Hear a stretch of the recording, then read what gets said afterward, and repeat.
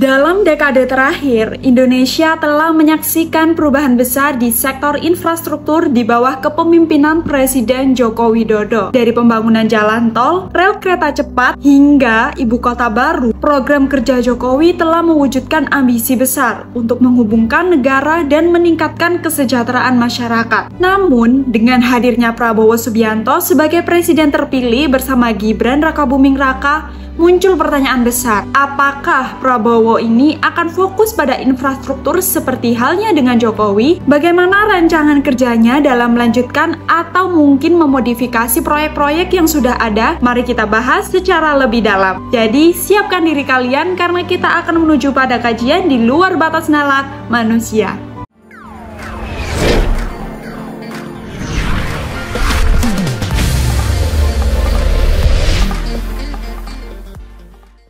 Chapter 1. Jokowi dan fokus program kerjanya. Joko Widodo atau yang akrab disapa Jokowi dikenal karena fokusnya yang luar biasa pada pembangunan infrastruktur. Sejak ia mulai menjabat pada tahun 2014, infrastruktur selalu menjadi prioritas utama dalam visi kepemimpinannya. Jokowi percaya bahwa dengan menghubungkan berbagai wilayah Indonesia, terutama daerah yang sebelumnya terisolasi, ia dapat memacu pertumbuhan ekonomi yang lebih merata dan juga mengurangi kesenjangan antar wilayah. Selama 2 periode kepemimpinannya, Jokowi telah berhasil membangun lebih dari 2.000 km jalan tol baru, memperkenalkan 15 bandara baru, dan juga memodernisasi 24 pelabuhan besar di seluruh negeri. Salah satu visi terbesarnya ini adalah menghubungkan pulau-pulau besar melalui jaringan tol laut dan juga darat yang bertujuan untuk memperlancar distribusi barang dan memperkuat perekonomian di daerah-daerah terpencil ini. Beberapa proyek infrastruktur terbesar yang telah dimulai oleh Jokowi termasuk pembangunan tol Trans Sumatera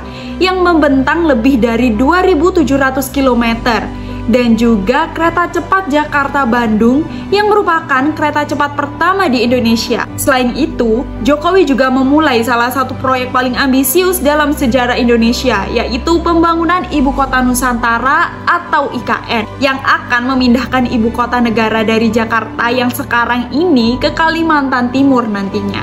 Namun, proyek-proyek ini tidak terlepas dari tantangan besar, mulai dari pendanaan hingga hambatan teknis. Berbagai proyek infrastruktur Jokowi menghadapi kesulitan di tengah jalan. Meskipun demikian, pemerintah ini terus berupaya memastikan bahwa proyek-proyek ini dapat selesai tepat waktu atau setidaknya memasuki fase kritis sebelum masa jabatannya berakhir.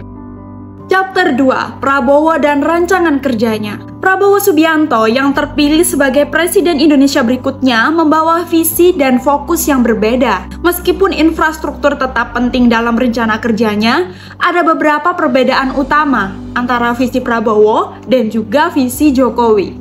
Sebagai mantan Menteri Pertahanan, Prabowo memiliki pendekatan yang lebih terpusat pada ketahanan nasional, kemandirian ekonomi, dan juga kesejahteraan sosial. Rancangan kerja Prabowo mencakup beberapa program prioritas nasional yang berfokus pada ketahanan pangan, pengembangan sumber daya manusia, dan juga pembangunan ekonomi yang berkelanjutan. Salah satu program unggulannya adalah Swasembada Pangan yang bertujuan untuk memastikan Indonesia tidak tergantung pada impor pangan dari negara lain dan memiliki ketahanan pangan yang kuat sendiri. Prabowo juga fokus pada pembangunan industri hilirisasi berbasis sumber daya alam.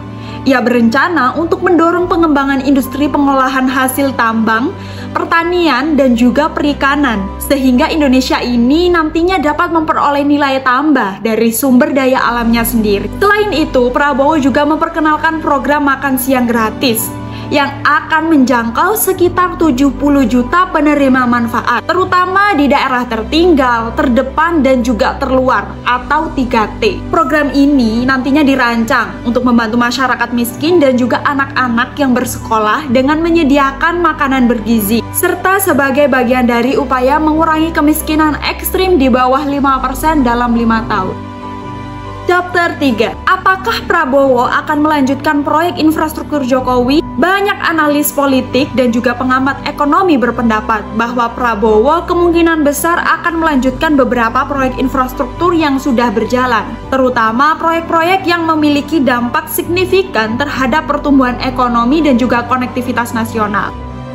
Salah satu proyek yang sudah jadi adalah kereta cepat Jakarta-Bandung yang juga sudah beroperasi. Proyek ini dianggap sebagai tonggak sejarah dalam sistem transportasi Indonesia dan dapat membantu mengurangi kemacetan lalu lintas antara Jakarta dan juga Bandung. Proyek Ibu Kota Nusantara atau IKN di Kalimantan juga diprediksi akan dilanjutkan. Meskipun ada beberapa penyesuaian yang mungkin dilakukan oleh pemerintahan Prabowo dengan alokasi anggaran besar dan fokus pada keberlanjutan, IKN diharapkan menjadi simbol kebangkitan Indonesia di masa depan. Namun, Prabowo mungkin akan memprioritaskan infrastruktur yang mendukung ketahanan pangan dan juga industri. Chapter 4. Apa proyek yang paling dijadikan utama? Meski Prabowo akan melanjutkan beberapa proyek yang dimulai oleh Jokowi, ia juga memiliki prioritas sendiri. Salah satu fokus utamanya adalah pembangunan infrastruktur yang mendukung pertanian dan juga ketahanan pangan. Ini sejalan dengan visinya, yakni untuk mewujudkan swasembada pangan dan mengurangi ketergantungan Indonesia pada impor pangan. Prabowo juga akan fokus pada pembangunan infrastruktur pedesaan, termasuk jalan desa, jaringan irigasi, dan infrastruktur distribusi pangan. Selain itu, industri hilirisasi berbasis sumber daya alam akan menjadi prioritas utama untuk meningkatkan nilai tambah ekonomi Indonesia. Program makan siang gratis juga menjadi salah satu prioritas Prabowo dengan anggaran sekitar 30 miliar dolar AS. Program ini diharapkan dapat membantu meningkatkan kesejahteraan masyarakat di daerah-daerah tertinggal dan mengurangi angka kemiskinan ekstrim di Indonesia. Selain infrastruktur fisik, Prabowo juga akan memprioritaskan infrastruktur sosial yang bertujuan untuk meningkatkan kualitas hidup masyarakat miskin dan juga tertinggal, sekaligus memastikan bahwa semua lapisan masyarakat dapat menikmati hasil pembangunan ekonominya. Chapter 5. Pelajaran yang bisa diambil. Dari transisi kepemimpinan ini, ada beberapa pelajaran penting yang bisa kita ambil. Pertama, kesinambungan adalah kunci. Proyek infrastruktur besar membutuhkan waktu lama untuk diselesaikan. Dan setiap presiden harus memastikan nih bahwa proyek yang dimulai pendahulunya dapat dilanjutkan demi kebaikan rakyat. Jadi gimana nih menurut kalian dengan program-program yang akan dijalankan pada era pemerintahan Prabowo? Tulis pendapat Anda di kolom komentar ya. Kalau begitu, terima kasih karena telah menonton video ini. Jangan lupa like, comment, share, dan juga subscribe agar tidak ketinggalan informasi menarik lainnya. Sampai jumpa di video selanjutnya dan salam perkasa.